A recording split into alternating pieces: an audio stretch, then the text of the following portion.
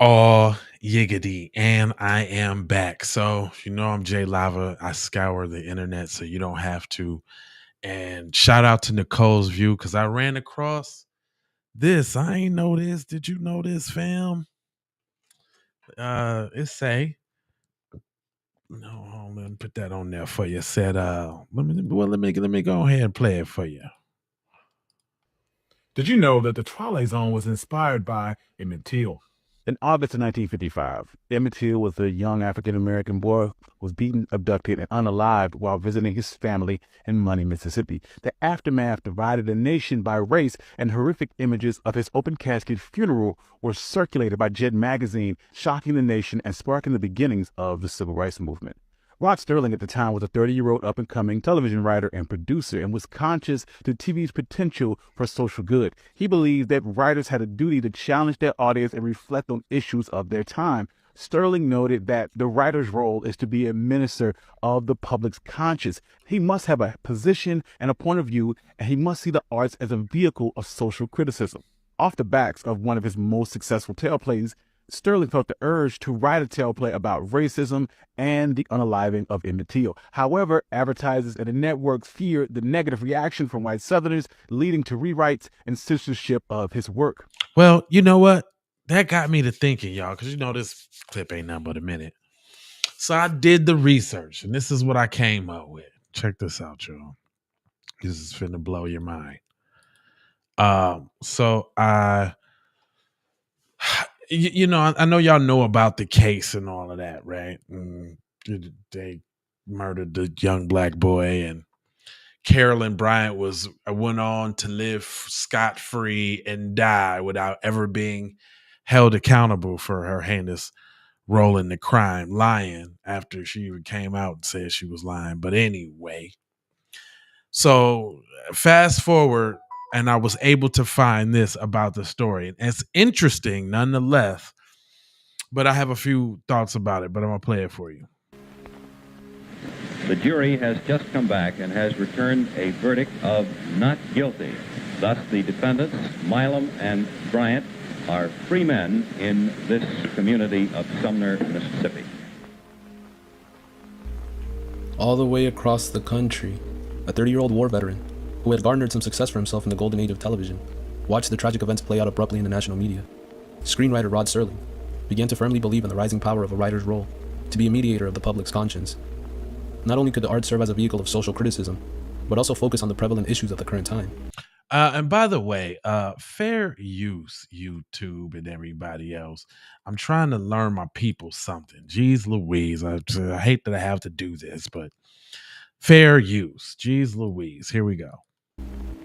Soon after the trial concluded, Serling felt compelled to write a teleplay surrounding the racism that led to Emmett Till's murder.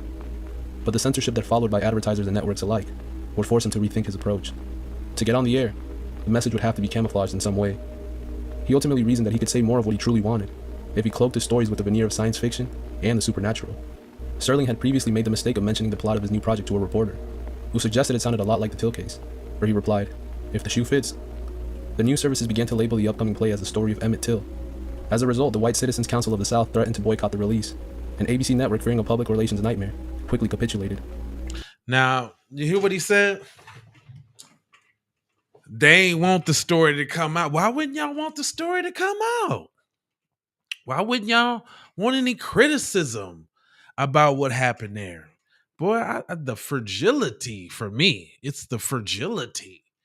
Y'all pop all of this nonsense. Y'all attack a boy, but now when the story's told, you got a problem with it. That's white supremacy taking both sides. They want to be the aggressor and the victim at the same time. Let's go. When the final cut for Noon on Doomsday finally aired on April 25, 1956, any hint of a segregated South was removed from the plot. Not even a Coca-Cola bottle could appear on the screen, lest any viewer speculate the idea of the region. Instead, the opening shot made it clear that the story was set in New England, as far away from the South as possible, and the victim of the attack depicted as an unknown foreigner.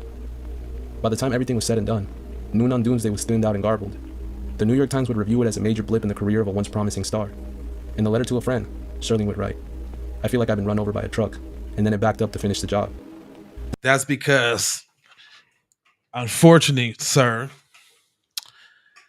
you got off cold with your people. I appreciate you.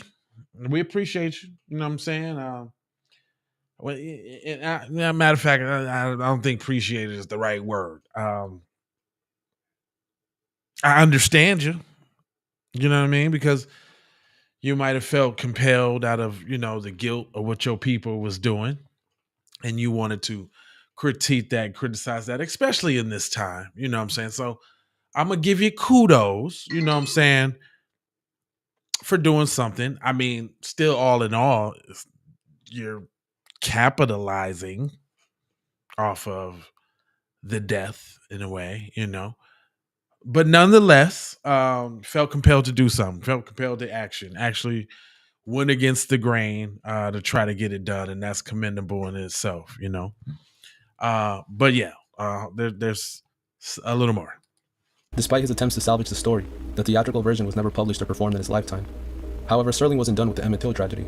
Once again, this time with the CBS network, he attempted to tell the story. One thing real quick, do y'all see them cameras back then? Jeez Louise. Look at that camera, sir. Look at them lenses. So if you look, and these is lenses right here. 1, 2, 3, 4. These is lenses. But look at them electronana kicks. Boy, that looked like a transistor radio. That joint. And they was and the TV quality was still garbage. That's the thing. They was doing that and still getting garbage TV. Hold on. Story of a lynching in a small town in Midwest America. After a lashing from executives, Serling had to move the story back 100 years, erase any direct allusion to Emmett Till, as well as any racial dynamics in the script. This production was now titled, A Town Has Turned to Dust, still communicating Serling's desired message. This would ultimately lay the groundwork for what was about to come. I hope I haven't done these stories an injustice because they'll be much better told by actors in front of the camera, as you'll soon note in the picture you're about Hold to on, I can't speed him up. This is the guy getting ready to talk. I can't speed him up because he don't talk as slow as dude do. Jeez Louise. Here we go. I hope I haven't done these stories an injustice because they'll be much better told by actors in front of a camera, as you'll soon note in the picture you're about to see. All I can tell you is that we think the Twilight Zone is pretty unique. We think it'll be much talked about, and we think it'll also be enjoyed. We think it's the kind of a show that will put people on the edge of their seats, but only for that 1/2 an hour. We fully expect they'll go to the stores on the following day and buy your products. We think it's that kind of a show. So now the ham walks off to allow the real object and point to entertain you. The pilot show of your series. Earl Holliman, James Gregory, starring in Where Is Everybody? So, gentlemen, please sit back and take your first trip into the Twilight Zone.